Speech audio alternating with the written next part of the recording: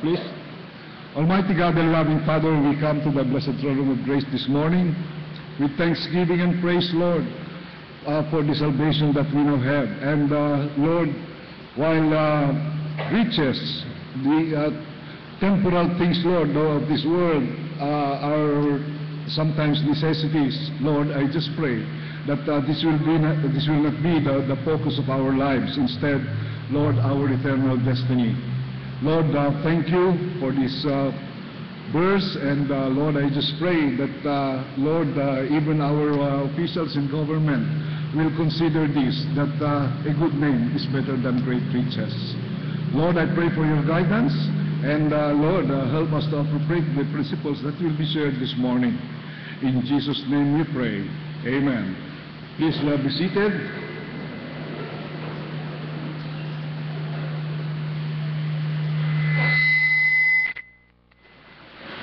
I entitled this devotion this morning, Truth and Honesty, Disappearing Virtues.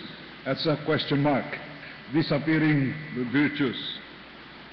I believe the main reason why truth and honesty was chosen as the first values to be taught in the elementary grades was that once these values become inculcated in the young minds and ingrained in the hearts of these pupils, it won't be difficult anymore for the other 7. There are 8 values that you teach in the elementary grades. So it won't be difficult anymore for the other 7 to be easily obeyed and applied by these kids. As Proverbs 22 verse 6 says, train up a child in the way he should go, and when he is old, he will not depart from it. I believe it is also no accident that this verse also appeared in the same chapter as verse number 1, that a good name is better than great riches. The reason I chose this subject was because of what we have learned from the news and media very recently of the gross dishonesty by some of our senators and congressmen by pocketing millions of pesos from their PDAP. By the way, PDAP, the Priority Development Assistance Fund, or pork barrel, comes from your parents' taxes. Yung pumbis ng inyong mga magulang. Ito, ninanakaw po ng mga ibang nasa pamahalaan po natin. No? So, also, Mrs. Janet Lim Napoles from fake NGOs. Imagine, nadaya po tayo ng pagtatatag ng 8 non-government organizations para mangalap ng pondo at personal na pinakikinabangan ng taong ito at saka ng mga ilan pa.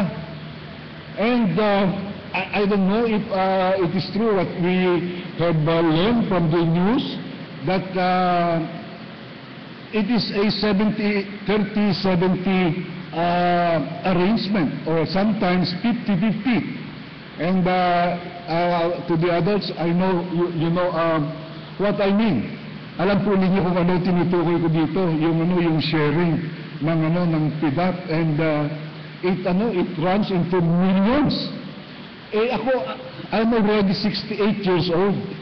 Supposed to be, I am tax-free by the time I turn 60.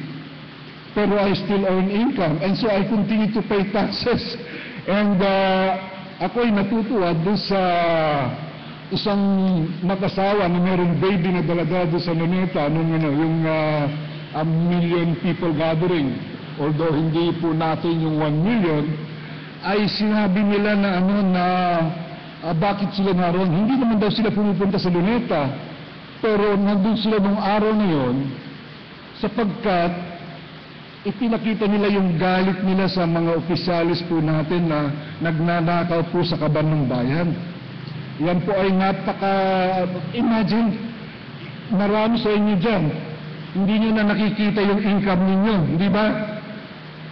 Because these are withheld money by your companies or by the uh, uh, government offices that you work for. Hindi nyo na nakikita. Nakalagay lang yan sa isang slip na yan po ay winidhold na ng inyong kumpanya. And so, I would like us to look at some Bible characters who could be good role models for honesty and integrity. First, let's look at the life of Joseph. Tignan po natin sa buhay po ni Joseph. Pupunta po tayo sa Genesis. Dito po sa Genesis chapter 39 verse 6. Kindly read it with your eyes and I will read it aloud. Babasahin ko na lang po. And Joseph was brought down to Egypt, and Potiphar, an official of Pharaoh, captain of the guard, an Egyptian, brought him of the hands of the Ishmaelites, which had brought him down thither, and the Lord was with Joseph, and the Lord was with Joseph, and he was a prosperous man, and he was in the house of his master the Egyptian, and his master saw that the Lord was with him, and that the Lord made all that he did to prosper in his hand. And Joseph found grace in his sight, and he served him, and he made him overseer over his house, and all that he had he put into his hand. And it came to pass from the time that he had made him overseer in his house, and over all that he did, that the Lord blessed the Egyptian's house for Joseph's sake. And the blessing of the Lord was upon all that he had in the house and in the field. And he left all that he had in Joseph's hand, and he knew not aught he had, save the bread which he did eat. And the last sentence of verse 6 says, and Joseph was a goodly person and well-favored. Goodly person. Pag sinabi po na goodly person ka, I would like to believe that all the characteristics, the qualities of an upright person, a moral person are in you. Bakit ko nasasabi yun? Because doon sa mga susunod po na verses, makikita po natin na tinangka po ng asawa ni Potiphar na buyuin si Joseph para po hindi ko alam kung anong pumbalak ng asawa ni Joseph, pero makikita po natin na masama po yung naging balak ng asawa ni Joseph. And so, makikita natin na si Joseph ay napaka-moral na tao, he has unquestionable integrity. Yung kanyang pong katangian ay wala pong bahid, wala pong mancha, kumbaga, no? At talagang kaya the Lord was with him, and the Lord prospered everything that he put his hands into. Yung pong lahat ng ginawa ni Joseph ay lumago. And kaya nga po halos kahit na hindi po Egyptian si Joseph ay siya na po yung sumusunod sa Pharaoh. So sana maging ganito din yung mga opisyal natin, no?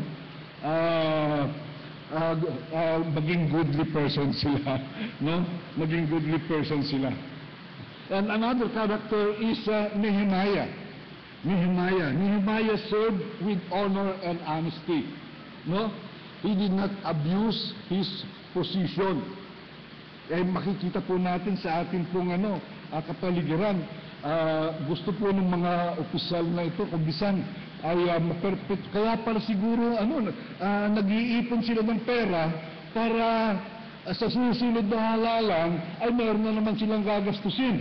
Alam niyo, meron pong balita just very recently, one governor overspent for the campaign for the governorship of a certain province, and he is now being disqualified. Of why? Ano pong purpose ng nag-overspend? Alam niyo na kung anong ibig sabihin niya. No?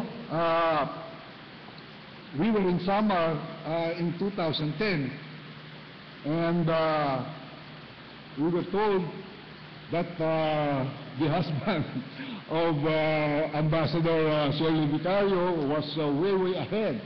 No? Lamang na lamang daw siya. Pero the night of the election, the night before the election, ay gumapang daw po yung mga kalaban niya. At ultimong sumusuporta sa kanila ay nabili. Kaya po ayun, natalo po si Bong Vicario doon po sa San Isidro, Northern Samar. So, yan po ang mga pangyayaring nakikita po natin sa ating kapaligiran. Bakit po galit na galit ang taong bayan ngayon? Because, yun na nga, kung yan po ay napupunta sa dapat puntahan, yung mga halagang yan, magkano yung unang sinasabi? 10 billion. 10 billion. Sino na nakabilang ng 1 million na pera sa inyo? Meron na ba? Oh, wala pa. Wala pa. Minsan lang po ako nakabilang. Minsan lang. Minsan lang po ako nakabilang ng milyon at hindi ko na po sasabihin. Basta nakabilang po ako ng milyon. No? In chapter 5 of the book of Nehemiah, we are told that because of famine, may taggutom po dito po sa Israel, no? People were forced to mortgage their lands, their vineyards, and houses that they may be able to buy corn para po makabili ng pagkain. Staple siguro po nila ito, corn, no? Others borrowed money to be able to pay their taxes. Imagine, kailangan umiram ka pa ng pera para makabayad ka ng bills mo. And hindi lang to the king, meaning to those in authority, and on their lands and vineyards. Ito po yung binabayaran po natin taon-taon na property taxes siguro. So, we read in verse 6 of Nehemiah chapter 5, sabi ni Nehemiah, "And I was very angry when I heard their cry and these words." At dito po ay nag-intervene po, nakialam na si Nehemiah. At he did his best to correct the wrongs that were being done by the people in authority on them. And we can read from verses 7 to 12. Ganito po, no? Basahin ko na lang po sa verses 7, mabilis. "Then I consulted with myself and I rebuked the nobles and the rulers and said unto them, ye exact usury, every one of his brother." No? Ito yung usury nito, ito po yung ngayon, yung sinasabi natin 5-6, yung sobra ang sinisingil na patong sa paghiram ng pera. "Every one of his brother, and I set a great assembly against them. And I said unto them, we, after our ability, have redeemed our brethren, the Jews, which were sold unto the heathen. And will ye even sell your brethren? Or shall they be sold unto us? Then held they their peace, and found nothing to answer. And also I said, it is not good that ye do. Ought ye not to walk in the fear of our God, because of the reproach of the heathen, our enemies? I likewise and my brethren and my servants might exact of them money and corn. I pray you, let us leave off this usury. Restore, I pray you, to them even this day their lands, their vineyards, their oliveyards, and their houses, also the 100th part of the money," yung pong interest, "and of the corn," at saka siyempre, pati yung principal, "and of the corn, the wine, and the oil, that ye exact of them. Then said they," napakiusapan po ni Nehemiah sila, "we will restore them, and will require nothing of them. So will we do as thou sayest." Then Nehemiah said, "I called a priest and took an oath of them that they should do according to this promise." No? So, yan po ang nangyari. Meron po akong kinuhang quotation dito from the late President Dwight Eisenhower of the United States. 1950s po ito naging Pangulo ng Amerika. Sabi niya, in order for a man to be a leader, he must have followers. And to have followers, he must have their confidence. Hence, the supreme quality for a leader is unquestionable integrity. Wala pong bahid. Alam po ninyo, sa isang bond paper na puti, yung A4 na ginagamit po natin sa pag-print, puting-puti po yan, patakan po niyo ng tinta at meron na pong bahid. Yan po ang the character of a good leader should be yung as white as the A4 paper. Wala pong bahid, wala pong stain, walang and yung bahid, yung stain ay reproach, kahihiyan po ng malaki. And apparently itong ating mga nakaupo sa Senado, nakangiti pa na parang walang nangyayari na nakawan, wala pong nangyayari na na pagnanakaw sa kaban ng bayan. Ito po sinasabi, sabi ni Eisenhower, without it, no real success is possible. No matter whether it is on the football field, niya sa Amerika, lalaro ng football, in the army, or in an office, if a man's associates find him guilty of dishonesty, he will fail. Ako nagsisisi na tatlo doon sa mga binabanggit yata ay naiboto ko po nung nakarang eleksyon. And yan po ay hindi na po mangyayari. May nag-a-aspire pa dyan na magiging Pangulo sa 2016. At nabalitaan ko po na ito po ay kumausap na ng isang senador din sa Norte na siyang magiging busy. Ay nako, isipin po ninyo, hindi ko po maisip talaga yung halaga ng pera na nawawala po sa kaban ng bayan. Kaya mga kapatid, we need leaders with unquestionable integrity. Kailangan po unquestionable integrity. Sana po maging ganyan ang ating mga leader. Ako po hindi po as much as possible, I don't want to compare. Pero I've made several trips to Singapore. And dun sa Singapore po ay napakaganda po ng patakbo. Si Brother John R. Hernan na nagtagal yata doon ng 3 linggo o 2. 1 linggo.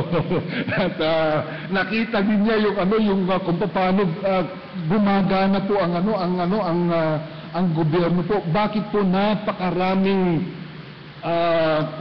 pabrika sa Singapore? Kung kayo po magta-travel magmula Singapore hanggang Kuala Lumpur, ilang oras po yan? Magmula Singapore hanggang Kuala Lumpur, makikita po ninyo na napakaraming pabrika. Ang tagal nyo nang nagbibiyahe, puro pabrika pa rin ang nakikita nyo doon. Marami tayong mga kapatiran. Si Brother David Nang ay executive ng GE sa members ng Singapore Bible Baptist Church, and they have been here in the Philippines a year ago. At ang punto ko dito, napakaganda po. Bakit? Ang taas pa po ng taxation sa Singapore, I think it runs into something like 30%, no? At yan po ay napupunta po sa wala po kayo makikitang basura sa kanilang mga creek, mga rivers. Wala kayong makikitang hindi po pwedeng i-compare po ang ating bansa sa Singapore, no? Hindi po pwedeng i-compare po ang ating bansa. Kaya we need leaders of unquestionable integrity. Yung po namumuno sa kanila ay talaga po naglilingkod, nagsisilbi, no? Kaya nga pinayuhan pa yata ni yung former Prime Minister si Lee Kuan Yew, pinayuhan pa niya ang ating Pangulo na ganito ang gawin mo, pero iba naman ang ginawa. And going now to the last character ay itong si Zacchaeus. Ano ba si Zacchaeus? Who was Zacchaeus? He was a tax collector, di ba? He was a publican. And he also stole money, no? Alam po ninyo, sa ating BIR dito, kung minsan po naaayos din po yung mga buwis ng ating mga kababayan. pag gusto nilang mabawasan yung buwis nila, nagdi-declare sila ng mga kunyari ginastos nila pero hindi po totoo yun, no? Misdeclaration. And I know of some people who did this. So ito si Zacchaeus, who was a tax collector and stole money from the people, yung tax na binabayad, ay na-save, naligtas po. And ano po ang sinabi niya? Tignan po natin sa Luke chapter 19 at dito po tayo matatapos. Luke chapter 19.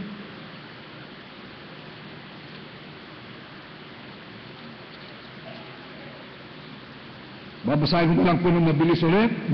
Jesus entered and passed through Jericho, and behold, there was a man named Zacchaeus, which was the chief. So para siyang si Henares. Si King Henares. He was the chief among the publicans, and he was rich. No? Siguro hindi lang rich ito na yung sobrang yaman siguro. And he sought to see Jesus, who he was, and could not for the press, because he was little of stature. 4'11" lang po siguro siya, no? And he ran before and climbed up unto a sycamore tree to see him, for he was to pass that way. And when Jesus came to the place, he looked up and saw him, and said unto him, Zacchaeus, make haste and come down, for today I must abide at thy house. And he made haste and came down and received him joyfully. And when they saw it, they all murmured, saying that he was gone to be guest with a man that is a sinner. And Zacchaeus stood and said unto the Lord, Behold, Lord, the half of my goods I give to the poor. No? Yan. Sa charity, no? And if I have taken anything from any man by false accusation, I restore him fourfold. Ibabalik ko 4 na beses. Para kang nito. Para kang nag-time deposit nito. Pag yung ay i-restore niya fourfold. So, kung ilang taon ka nagbabayad ng sobra dahil sa ini-exact ni Zacchaeus, ay ibabalik niya. So, yan po, na-convert. And, of course, we know what happened next when Zacchaeus was converted, and he already started to live an upright life, no? Morally upright, and hindi na po siya nanggugulang sa mga nagbabayad po ng buwis. So, Joseph and Nehemiah both had a very strong faith in God. Talagang may takot po sila sa Diyos, no? And during the time that they faced opposition, they remained firm in their stance. Talaga pong they stood firm doon sa kanila pong pinapaniwalaan. Zacchaeus, after his conversion and repentance, made a 180-degree turn and lived a life that was faithful to the Lord. If only our leaders are truly converted and have fear of God, corruption will not be a problem. No? Talaga pong mapupunta sa dapat kapuntahan ang mga binabayad po ng buwis. Wala sanang magnanakaw sa kabandang bayan. No? So, it is my prayer that they will think on Philippians 4:8. Dito po tayo magtatapos sa Philippians. Babasahin ko po ng malakas at pakibasa na lang sa inyong mga mata. At napakaganda po nito dito sa Philippians 4:8. At yun pong ating paksa ay nababanggit po doon sa unang bahagi po ng talata. Sabi niya, finally, brethren, whatsoever things are true, whatsoever things are honest, whatsoever things are just, whatsoever things are pure, whatsoever things are lovely, whatsoever things are of good report, if there be any virtue, and if there be any praise, think on these things. Maraming salamat po. Thank you. Thank you.